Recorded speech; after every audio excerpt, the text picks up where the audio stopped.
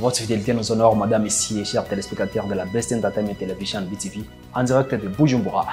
Bonsoir, peut-être bonjour du matin, dans un petit quart d'heure, les journaux sur BTV. Au sommaire de mon journal, même les filles ont le droit d'hériter les biens provenant de leurs parents au même pied d'égalité que les garçons, car les enfants naissent égaux en matière de droits. Ildefonse Tchonguera nous présente et nous dit beaucoup plus au début de ce journal. Et dans ce même journal, voilà, vous avez le programme. Bienvenue. Tous les citoyens sont égaux devant la loi qui leur assure une protection égale. Lit-on dans l'article 22 de la Constitution burundaise. Égaux sont aussi ces enfants qui naissent dans une même famille, qui doivent profiter et aussi ayant les mêmes droits pour ce qui est d'hériter les biens venant de leurs parents. Maître Ildefonse Tchonguera nous explique beaucoup plus à travers ces reportages de Gilles Vernet-Nakima. La Cour suprême a déjà sorti un recueil de la jurisprudence concernant des jugements fonciers pouvant servir d'exemple pour éviter la non-concordance de l'application des règles concernant l'héritage des filles sur le territoire national, comme l'indique Maître Ildefonse Tchonguera.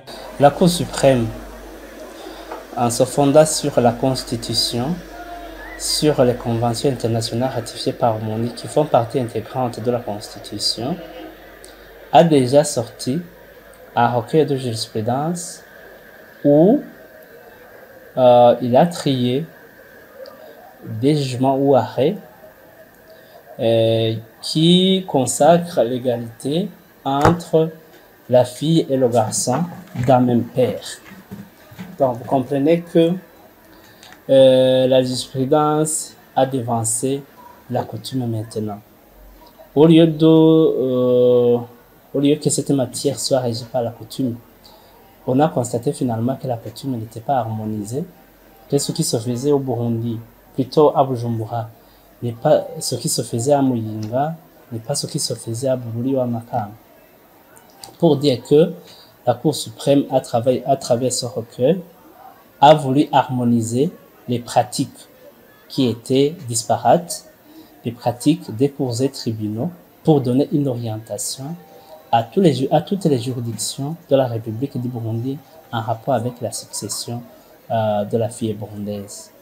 Pour dire que maintenant, l'égalité est consacrée entre le garçon et la fille compte tenu de ces instruments juridiques déjà cités. Ildefonse Tchonguera invite les parents qui te considèrent encore les filles de l'abdiquer car tous les enfants naissent libres et égaux devant la loi. Un appel vibrant que je lance aux parents, c'est que si vous mettez au monde des filles seulement, considérez que ce sont tous des enfants, au même titre que les garçons. Ne plus déconsidérer la fille, mais plutôt de la faire enseigner dans des écoles vraiment de renom. Cela est ainsi alors que selon les mœurs et coutumes burundaises, si dans une famille sont nécessairement les filles, après le décès des parents, leurs biens seraient accaparés par les oncles. Et en croire les experts en psychologie clinique, il n'est pas du tout mauvais de se parler à soi-même. D'ailleurs, cela prouve l'état génial du cerveau. Toutefois, si cela devient exagérant, le phénomène peut être expliqué par un trouble mental. C'est à quel niveau que cela devient dangereux? Élément de réponse à travers ces reportages de Patrick Atangimana, les explications de la psychologue Honorine Irankunda. Des fois, il arrive des cas où on se retrouve en train de se parler à soi-même à voix haute, jusqu'à gêner son prochain. Se parler à soi-même est un phénomène normal qui peut témoigner un cerveau de génie consistant à une conscience de soi, visant à une auto-éducation, la préparation d'avenir et l'esprit d'innovation. Malgré tout cela, comme l'affirme la psychologue clinicienne Honorine Irankunda, ce phénomène peut arriver jusqu'à témoigner l'état anormal de la santé mentale. C'est lorsqu'on a l'impression d'être en conversation avec quelqu'un d'autre où on entend une voix venue de soi et l'autre voix venue de l'interlocuteur, ou lorsque le sujet se retrouve en train de se culpabiliser. Tout ça détruit son état psychique. Cet expert en santé mentale explique les mesures efficaces à envisager pour faire face à ce problème. kuvuga ni ukwiyumvira mbega jewe iyo ndiko ndivugana numva ijwi ari iry'iwanje canke hariho irindi jwi ry'uwundi muntu riza mbega iyo ndiko ndivugana ndumva ko birimwo ubwenge ni ukuvuga ico ndiko ndivugana ubu ndamenya igikurikira. Il faut toujours se demander si toutes les voix de la conversation prennent leur source à soi-même pour voir si cet autodialogue est basé sur la raison et la logique chronologique. Il faut vérifier si ces paroles n'arrivent pas à me menacer. Si c'est le cas, il faut consulter les spécialistes.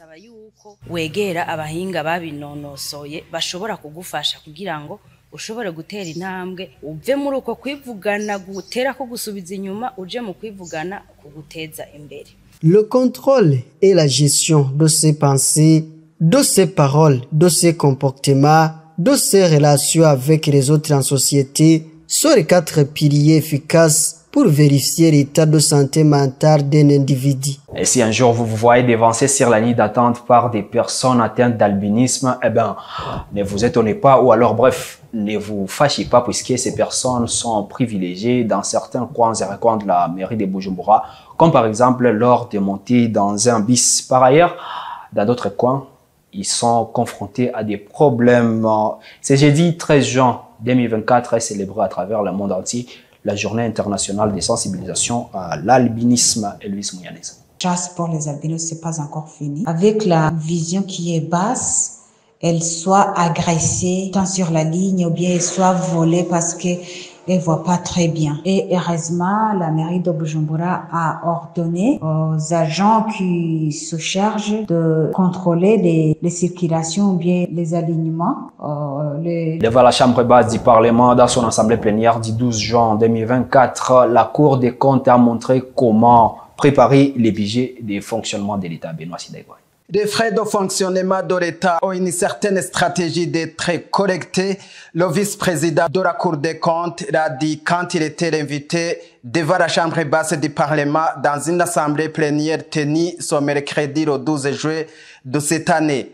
Révérier Bahati a en outre indiqué la source du budget que l'État va utiliser au cours de l'année 2024-2025. Un aperçu général des prévisions des recettes. Analysons d'abord la prévision des recettes en général. Si nous analysons la prévision des recettes, nous faisons une comparaison entre les exercices. D'abord l'exercice précédent et ce qui est en cours. Mais c'était prévu combien de montants sur n'importe quelle recette. Et puis, nous analysons la date à laquelle nous sommes sur ce recette. Le BR a déjà perçu combien de montants. Et cette fois-ci, nous analysons la variation entre la somme qui était prévue et celle que nous avons pour le moment.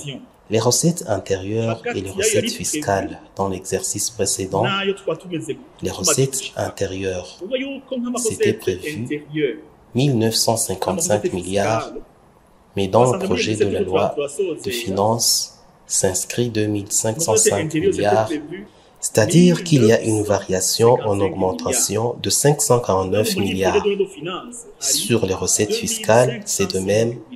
Dans l'exercice en cours, c'était 1734 milliards et dans le projet de loi de finances, 2173 milliards, c'est-à-dire qu'il y a eu une augmentation de 438 milliards. Les dons s'élèvent de 1024 milliards à 1076 milliards. C'est-à-dire, il y a une augmentation de 51 milliards. Pour le compte 74, quant aux produits financiers, rien n'est changé pour l'exercice en cours et l'exercice en vue.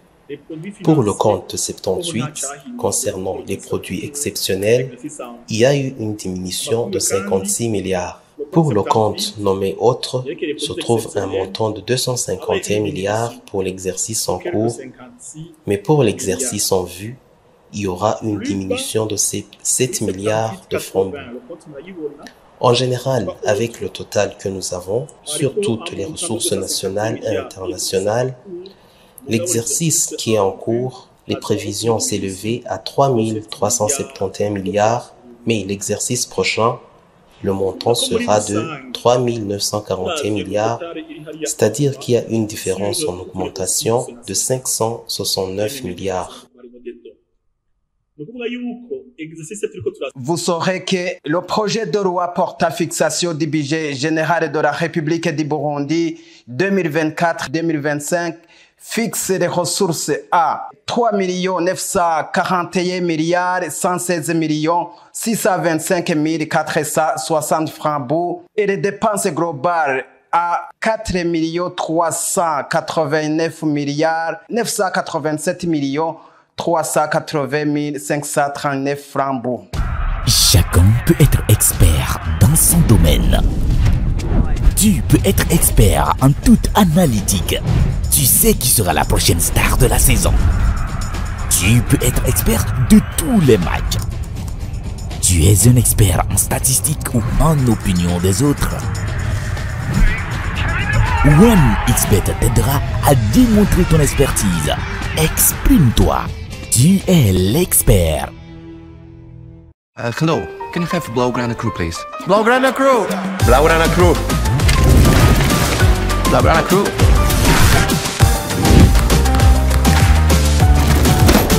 Here is the Blaugrana Crew.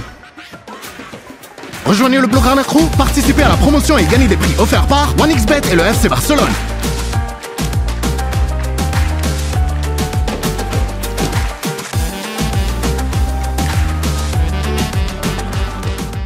Quittons un peu les Burundi et parlons à présent de l'actualité internationale. Elvis Mouyaniza, désolé pour vous. En Haïti, le Premier ministre Gary Conille exercera également la fonction de ministre de l'Intérieur. Nommé il y a 2 semaines, Conille avait déjà été Premier ministre pendant une courte période de 2011 à 2012. Dans un discours, il a réitéré la nécessité de renforcer la sécurité dans le pays qui est en proie à la guerre des gangs.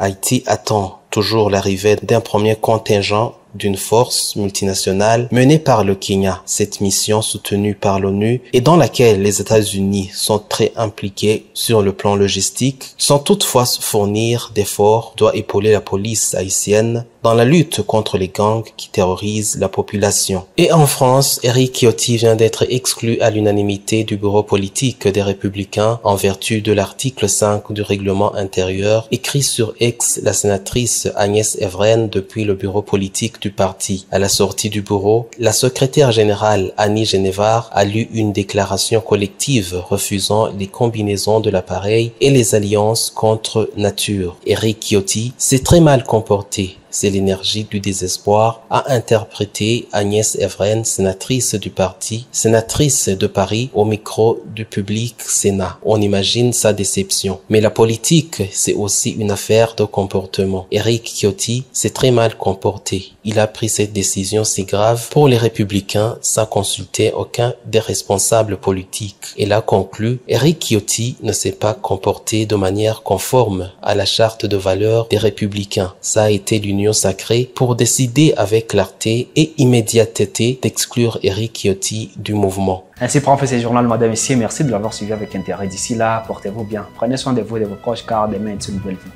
Ce journal, c'est à retrouver dès que vous voulez sur votre appareil. Tapez @BTV sur YouTube. À très bientôt.